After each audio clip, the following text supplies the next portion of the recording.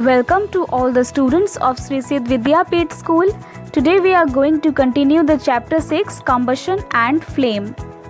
So students, today we are going to start with the word fuel. So what is fuel? Any substance which upon combustion produces a usable amount of energy is known as fuel. कोई भी substance जब वो combustion का जो chemical process है उससे गुजरता है, जब वहाँ से जो यूजेबल अमाउंट ऑफ एनर्जी हम लोगों को मिलता है, उसी चीज़ को बोला जाता है fuel. For example fossil fuels, biogas, nuclear energy etcetera. तो ये कुछ एग्जांपल्स हैं फ्यूल्स के. Fuels can be solid, liquid और gas depending on their state. तो फ्यूल्स 3 स्टेट्स के हो सकते हैं. सॉलिड स्टेट क्या हो सकता है, लिक्विड स्टेट हो सकता है और गैस स्टेट हो सकता है. On the basis of their occurrence it can be either natural और आर्टिफिशियल. और उनके जो एग्जिस्ट करने के जो ऑकरेंस है वो ऑलरेडी हम लोग पढ़ चुके हैं कि वो नेचुरल भी हो सकता है, आर्टिफिशियल यानी मैन मेड भी हो सकता है. So what will an ideal fuel और गुड फ्यूल लुक लाइक. तो एक आइडियल और गुड फ्यूल कैसा दिखेगा, मतलब वो हम लोग उसको कैसे पहचानेंगे कि yes this is a good fuel for us. Ideally, a good fuel is one which has the following features. The first one is proper ignition temperature, neither too high nor too low.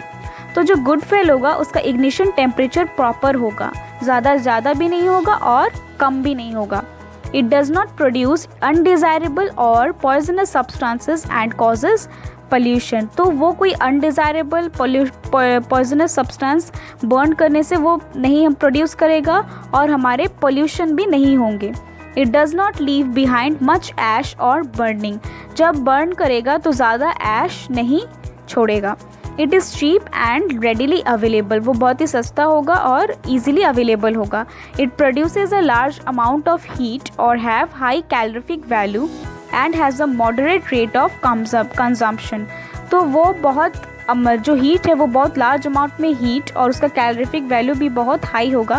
Calorific value क्या है ये हम इस class के and तक पढ़ लेंगे, जान लेंगे. तब तक आप इसको समझ लीजिए कि यस जो गुड फ्यूल होगा, आइडियल फ्यूल होगा, वो बहुत लार्ज अमाउंट में हीट प्रोड्यूस करेगा और उसका कैलोरीफिक वैल्यू हाई होगा.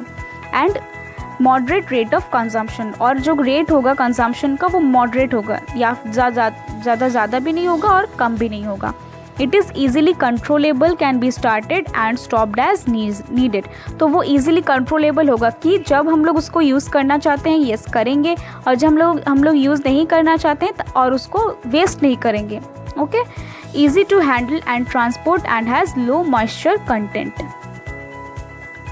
Types of fuels. तो कितने तरह के टाइप्स होते हैं. Fuels can be mainly divided into 3 groups. I already told you that it is divided into 3 states. The first state is liquid fuels. Liquid fuels, petroleum which is a fossil fuel, crude oil from which we get petrol or gasoline, diesel, kerosene oil. These are known as liquid fuels. Solid fuels, firewood, charcoal, coal, fossil fuel which is mined as steam, coke or soft coke, dung cakes, tallow means animal fat, straw and other agricultural waste like paraffin, wax, camphor etc. are known as solid fuels. Gaseous fuels examples, most commonly used gases, we all know that LPG which is a liquid petroleum gas, and also CNG, okay, compressed natural gas which we use in our cooking. Some of the other commonly used gaseous fuels are, we get CNG means compressed natural gas from natural oil wells. Natural gas or methane gets released from the putrefying organic matter. तो जो natural gas है means methane, वो भी हम लोगों को वो organic matter में प्यूरिफाई करके हम लोगों को मिल जाता है. Butane gas is obtain from natural gas. Natural gas से भी और एक गैस हम लोगों को मिलता है जिसका नाम क्या है, butane gas. In the villages, animals' dung and farm waste are used to produce biogas.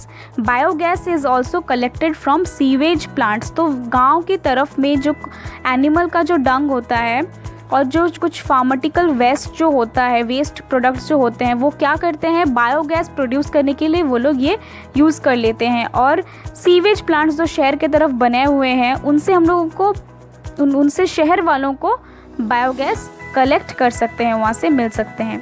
When hard coke is heated and converted into coke, coal gas is produce. तो ये हमने पढ़ा था पिछले चैप्टर में कि हार्ड कोक को जब हम लोग हीट करेंगे और कन्वर्ट करेंगे, कोल को जब हार्ड कोल होगा, कोल को जब हीट करेंगे और कोक में कन्वर्ट करेंगे तो क्या मिलता है हम लोगों को? कोल गैस प्रोड्यूस होता है। Water gas is produced by passing steam over red hot Coke. कोई भी रेड हॉट कोक को अगर हम उसके ऊपर से हम लोग अगर वाटर गैस स्टीम पास करें उसके ऊपर से, तो वो क्या हम लोगों को प्रोड्यूस करेगा? Water gas. Acetylene is used as a gas produced by adding calcium carbide to water. Acetylene को भी हम लोग एक गैस के तरह यूज़ कर सकते हैं, जिसको गैस प्रोड्यूस के लिए यूज़ किया जाता है। क्या उसमें क्या ऐड करना पड़ता है? कैल्शियम कार्बाइड वाटर, ठीक है। Its smell is a bit unpleasant, but the flame it produces is so hot that it is used for cutting metals and welding purposes.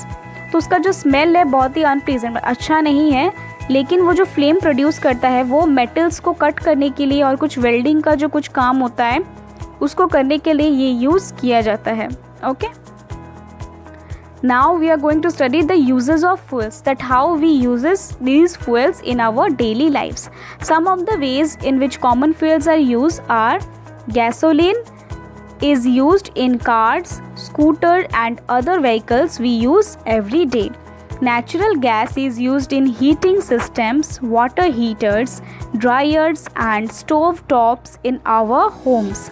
Oil and natural gas are used in making several things that we use every day.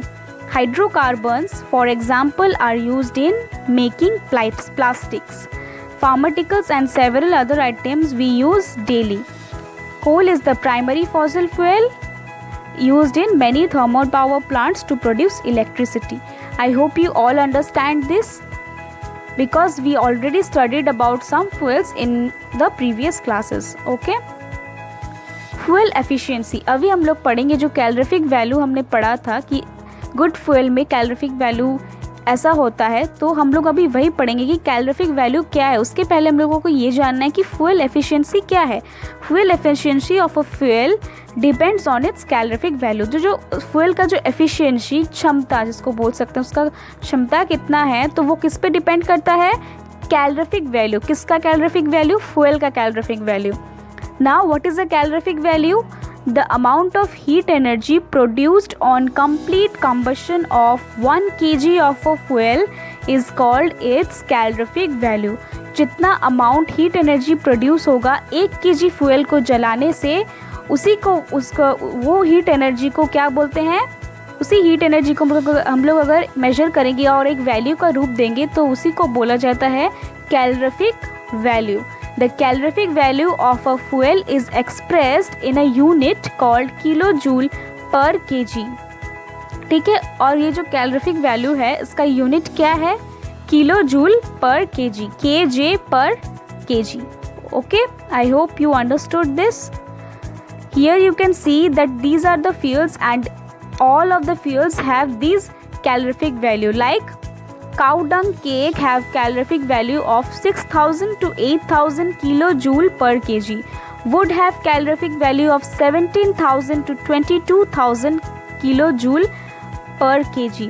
Coal have a calorific value of 25000 to 33000 kilojoule per kg. Petrol have 45000, kerosene have also 45000, diesel is also 45000. Methane and CNG have 50,000 calorific value. LPG have 55,000 kilojoule per kg calorific value. Biogas has 35,000 to 40,000 calorific value. Hydrogen has 1,50,000 kilojoule per kg calorific value. Okay. So students, the remaining part we will do in the next class. Till then, write all the notes in your fair copy. Learn the notes and read the chapter thoroughly. Okay, do exercise question number 2, 6, 7 and 10 in homework. तो आपको ये कुछ question है homework में करने हैं, बहुत easy है। आई होप आप सब कर पाएंगे क्योंकि आप सबको पढ़ाया गया है। आप बुक की मदद ले सकते हैं, नोट्स की मदद ले सकते हैं उसको करते वक्त। और स्टूडेंट्स, अगर आपको कहीं पे भी कोई भी डाउट है इस पार्ट में, आप मुझसे पूछिए, मैं आपका डाउट ज़रूर क्लियर करूँगी। Okay, so students, we will meet soon with the remaining part of this chapter in the next class. Thank you, students.